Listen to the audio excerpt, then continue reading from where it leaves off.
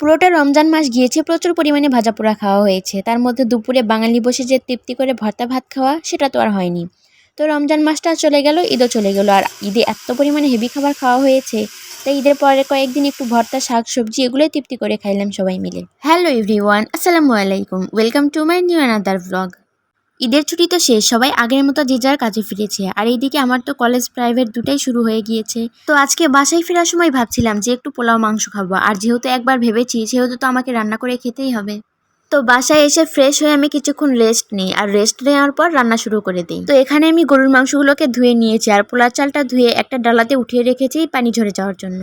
আর এখানে নিয়ে নিয়েছি পেঁয়াজ কুচি, কিছুটা গোটা কাঁচামরিচ এবং আলু। আজকে আলু দিয়েই মাংসটা রান্না করব, কারণ মাংসের সাথে আলুর যে কম্বিনেশনটা, এটা আমার ভীষণ ভালো লাগে। আর রান্নাটা যদি মাটির চুলাতে করা হয় তাহলে তো স্বাদের কোনো তুলনাই হয় না। আমার মা বলে মাটির চুলায় রান্না করার সময় পাতিলের গায়ে হুইল পাউডার আর মাটির মিশ্রণ দিয়ে লেপ দিলে নাকি পাতিল মাজার সময় সহজেই কালি উঠে যায়। আর আমার মা যেহেতু বাসায় নেই, তাই এই কাজটা আমার ফুপিই করে দিয়েছিল। রান্নার মাঝে মাঝে আমার ফুপি হেল্প করে দিচ্ছিল আমাকে। সর্বপ্রথম আমি আগে সাদা পোলাওটাকে রান্না করে নিব। আর সাদা পোলাও রান্না করার জন্য পাতিলে কিছুটা সাদা তেল দিয়ে পেঁয়াজ কুচিগুলো দিয়ে দিলাম। এখন পেঁয়াজ কুচিগুলোকে হালকা লালচে বর্ণ করে ভেজে নিব। এখন এখানে অ্যাড করে দিচ্ছি 2টা সাদা এলাচ, একটা কালো এলাচ এবং কিছুটা তেজপাতা। পেঁয়াজগুলো লালচে বর্ণ করে ভেজে নেওয়া হয়ে গিয়েছে। এখন আমি পানি ঝরে রাখা চালগুলোকে এই পেঁয়াজের মধ্যে দিয়ে দিব। চালগুলো দেওয়া হয়ে গিয়েছে। এখন চুলার আঁচটা লো টু মিডিয়ামে রেখে আমি এই চালগুলোকে সুন্দরভাবে কষিয়ে নিব। কষিয়ে নেওয়া হয়ে গেলে এখানে কিছুটা আদা রসুন বাটা এবং স্বাদমতো লবণ অ্যাড করে দিব।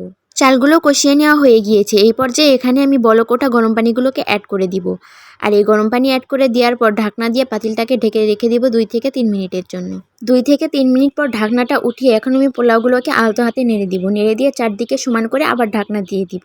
আর এই সাদা পোলাওটা করতে গেলে আমার বরাবরই খুবই ভয় করে। কখনো মনে হয় যে যদি নরম হয়ে যায়, আবার কখনো মনে হয় যদি না ফোটে।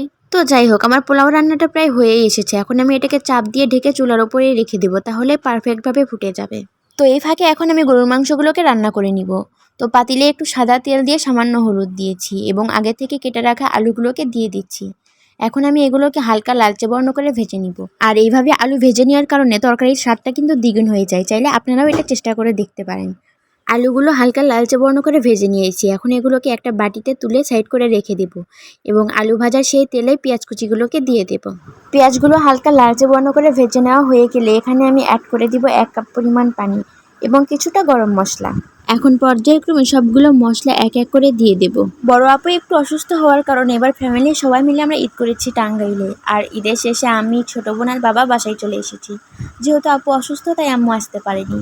আর যেহেতু আমার কলেজ এবং প্রাইভেট দুটাই আছে, ছোট বোনের স্কুলে যাই, তাই আমার খুবই এসেছে আমাদের রান্না করে খাওয়ানোর জন্য। আর একটা কথা তো আমি বরাবরই বলি যে আমার আম্মু বাসায় না থাকলেও যদি আমার ফুপি থাকে তাহলে মায়ের অভাবটা আর বুঝতে পারি না।